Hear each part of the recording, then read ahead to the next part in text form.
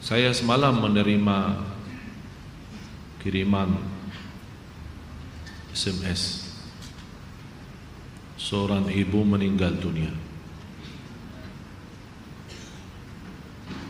Biasa kalau kita mendengar berita ada orang meninggal dunia, karena kita semua akan menghadapi kematian. Tapi yang luar biasa, peristiwa yang terjadi saat dimakamkan.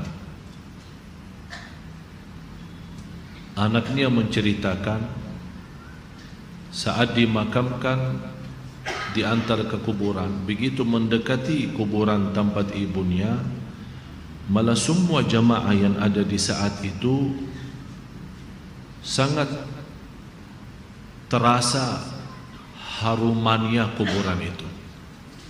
Harum sekali, keluar semacam wangi yang luar biasa, sampai orang pada pandangannya kepada yang lain. Barangkali di antara jamaah yang membawa wangi-wangian yang bagus, tapi ternyata tidak, mengalir dari bawah keluar, sampai ada yang malah melihat asap-asapnya. Asap ini bukan asapnya kebakaran, tapi asapnya itu karena wangian dari masuk dari kuburan ini. Sampai dikuburkan, malah kata anaknya, begitu saya sendiri yang nurun memakamkan, mengkuburkan ibu saya, sampai saya dan tangan saya sendiri membawakan tanahnya menutupi kuburannya. Pulang ke rumah saya mandi dan mencuci tangan dengan sabun, tapi masih terasa tangan saya harumnya luar biasa, sampai tidak bisa kehilangan. 3 malam masih tersimpan harumnya itu. Saya bertanya lewat SMS, apa kelebihan ibu kamu? Dia bilang, ibu saya biasa, malah orang awam, bukan wanita yang apa gitu, awam-awam biasa. Tapi setahu saya, ibu tidak pernah tidur sebelum membaca surat Al-Mulk, Tabarakalladzi biyadihil mulk. Saya langsung menjawab, itulah yang Allah hantarkan kepada ibu kamu. Dan inilah berita gembira bagi kita semua, sesuai janjian Rasulullah sallallahu alaihi wasallam. 30 ayat syafa'at li sahibiha min azabil qabr.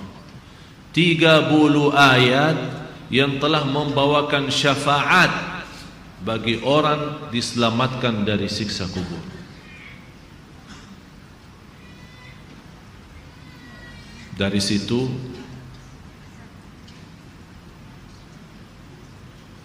seperti kebiasaan, ambil wudu, saya witir duluan, kemudian tidur. Apa yang saya lihat dalam mimpi? Bapak ibu, yang saya lihat diri saya sendiri di dalam kubur. Sangat gelap, ngeri, malah terasa seramnya luar biasa,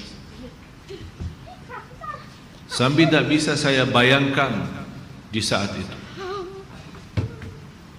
Tapi tiba-tiba sampai saya di situ merasa ketakutan dan kesepian, muncul sebuah cahaya di dalam kubur sendiri itu, dan saya berteriak, siapa kamu yang membawa cahaya itu? Dia langsung sendiri cahaya berkata, saya surat Al-Mulk, Tabarakalladzi biyadihi.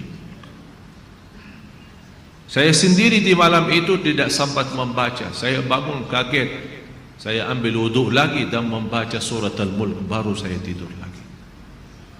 Saya memberikan nasihat kepada semua jemaah yang hadir, tolong sampaikan pesan ini.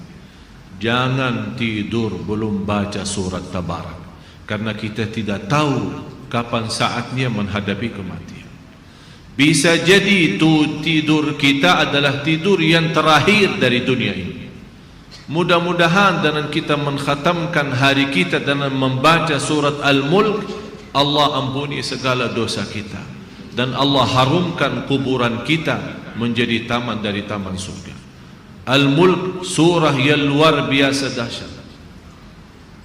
Saya mohon, biarpun ibu-ibu sedang halangan tidak salat, tetap mau tidur, ambil air wudu dan baca surat Al-Mulk.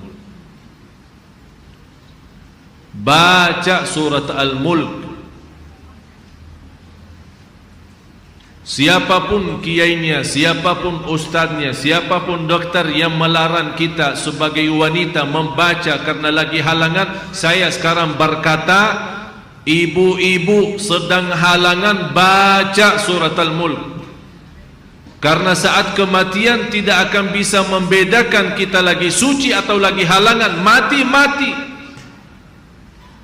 Dan Allah Maha tahu niat kita. Dan lebih baik saat kita membaca sedang halangan, jangan megang Al-Quran langsung, menyentuh Al-Quran langsung, sebagaimana saya jelaskan, bagi sarung tangan atau bagi HP kita.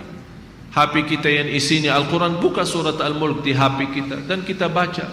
Karena di situ anda bukan megang Quran tapi megang HP. Begitulah kita rasakan. Kalau ya Allah, seandainya engkau mencabut nyawa saya di malam ini, saya sedang halangan, tapi ya Allah, saya membaca surat Al-Mulk.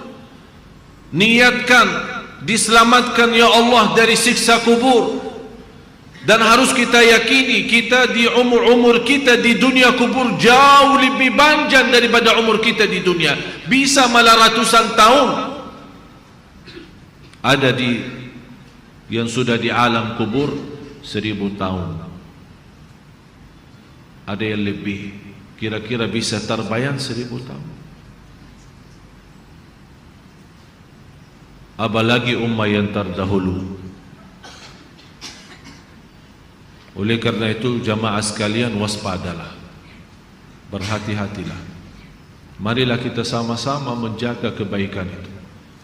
Karena sungguh inna rahmatallahi qaribun minal muhsinin. Sungguh rahmat Allah sangat dekat bagi orang yang berbuat baik.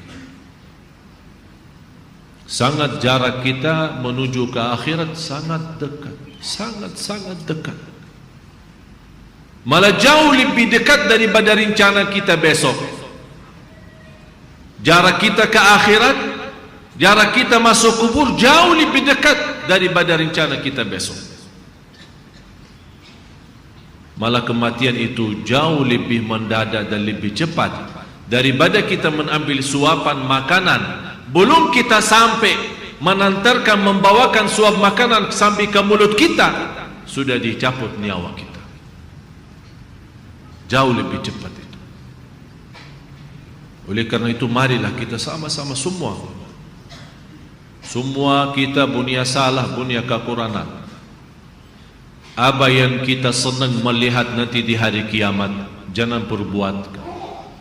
Apa yang kita ingin ketemu nanti di hari kiamat, silahkan. Apa yang kita takut dan malu dilihatkan oleh Allah nanti di hari kiamat, jangan berbuat. Dan apapun yang kita tulis, senang kita ditunjukkan oleh Allah, silahkan tuliskan. Kalau kita malu dilihat nanti oleh umat manusia dan dilihat oleh para malaikat yang menjadi saksi, jangan tulis macam-macam.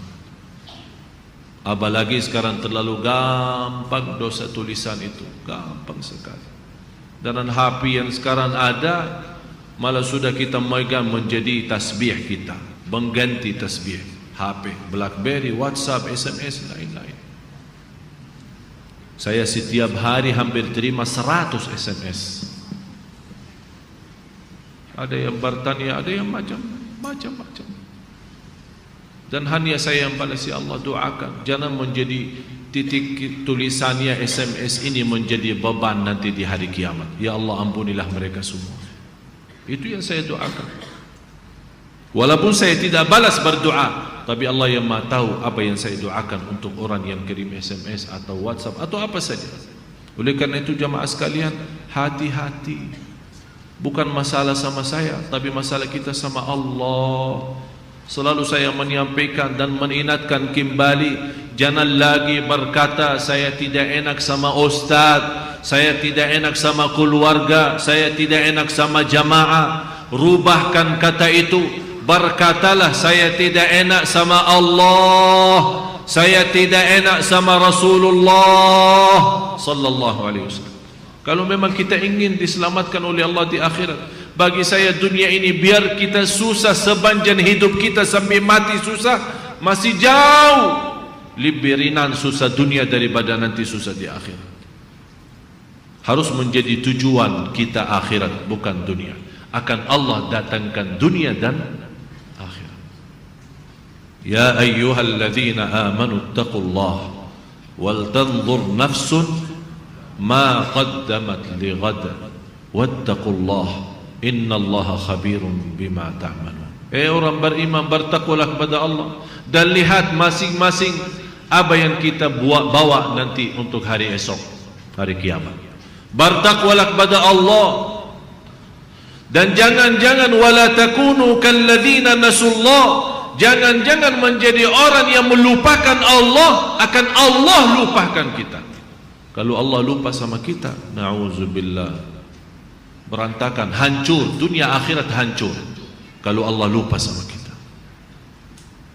Maksudnya lupa Allah sama kita, artinya Allah tidak mau urus kita lagi, tidak mau bantu kita lagi, tidak menolong kita lagi, tidak mau perhatian kita lagi. Na'udzubillah. Kalau Allah tidak mau perhatikan kita, siapa lagi yang mau perhatikan kita? Kita semua tidak punya Allah yang maha adil selain Allah, tidak punya Tuhan yang maha kasih sayang selain Allah, tidak punya Tuhan yang maha mengampun selain Allah. Biarpun dosa kita sepenuh bumi, tapi kita datang kepada Allah dengan ikhlas dan yakin diampuni dosa kita, dan kita berbuat kebaikan semampu kita, akan Allah ampuni dosa kita semua, biarpun dosa itu sepenuh bumi. Begitulah indahnya kasih sayangnya Allah. Mudah-mudahan semua yang hadir Allah bukakan hatinya, diberikan petunjuk kepada jalan yang benar, disucikan lahir batin, dikuatkan lahir batin agar senantiasa setiap hari meningkat iman, meningkatkan takwa, menjadi orang yang berilmu dan beramal salih, agar senantiasa setiap saat, setiap waktu kita mendapatkan karunia rahmat Allah, karena sungguh rahmat Allah sangat dekat bagi orang-orang yang berbuat baik. Al-Fatihah.